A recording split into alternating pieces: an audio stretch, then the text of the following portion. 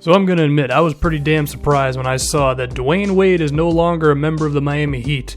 I figured he was going to pull a Dirk Nowitzki or a Kobe Bryant or a Tim Duncan and stay with the whole team for his whole career. Nope, D-Wade, he wanted to get paid, which I really can't blame him for, and I rhymed accidentally right there.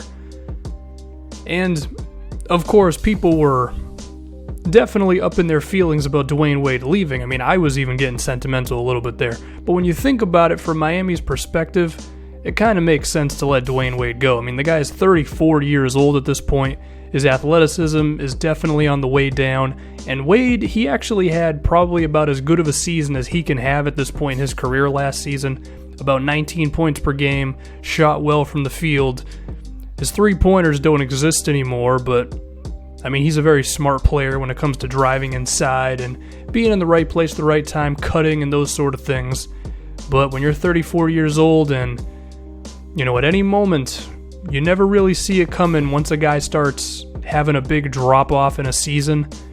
I mean, Pat Riley might be able to see the future here, and for all we know, Dwyane Wade might average like 16 points this year.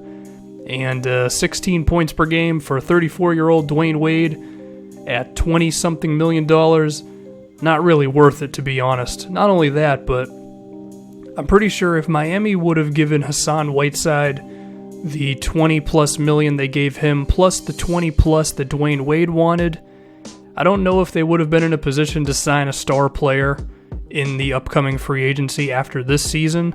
So, I mean, who would you rather have? Would you rather potentially have big-name free agent, whoever it may be next season, possibly Russell Westbrook, or 35-year-old Dwyane Wade? I mean, it kind of makes sense. But at the same time, a part of me does wish that Dwyane Wade would have just taken a pay cut and remained on the Miami Heat. But I can't blame Dwyane Wade for wanting to get paid, especially because more than once he accepted lesser money from Miami. But I also can't blame Miami for letting him walk. Now, the Heat, their starting lineup going into next season is probably Goran Dragic, Josh Richardson, Justice Winslow. We don't know the situation on Chris Bosh just yet, or at least I don't. Maybe someone in the comment section will enlighten me. As well as a very well-paid Hassan Whiteside. Is there a chance Miami's going to have a drop-off? Yeah, it's possible. I mean, Justice Winslow, awesome defensive player, really smart as well as a rookie, but didn't do much for them offensively last season. Is he going to make a jump this year? I mean, it's possible. Josh Richardson, he definitely hit some big shots for the Heat, but is he going to be able to consistently put up points night in and night out?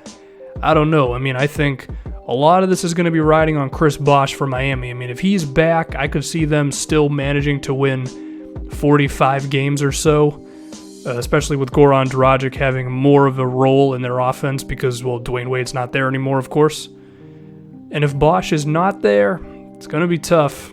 I mean, then you're pretty much riding on Dragic and Whiteside, which, to be fair, is pretty damn good. But that's a lot to come back from if you lose Dwyane Wade as well as Chris Bosh. So that's the Miami Heat situation, but we know Dwyane Wade went to the Chicago Bulls, and now I gotta ask, what is the Bulls' plan here? They signed Rajon Rondo as well as Dwyane Wade to play next to Jimmy Butler, and the whole narrative on Twitter is those guys can't play together, and I kind of agree with that because Rondo needs the ball in his hand, and he's not an outside shooter. Dwyane Wade needs the ball in his hand, and he's not an outside shooter. Jimmy Butler needs the ball in his hand, and he's kind of an outside shooter.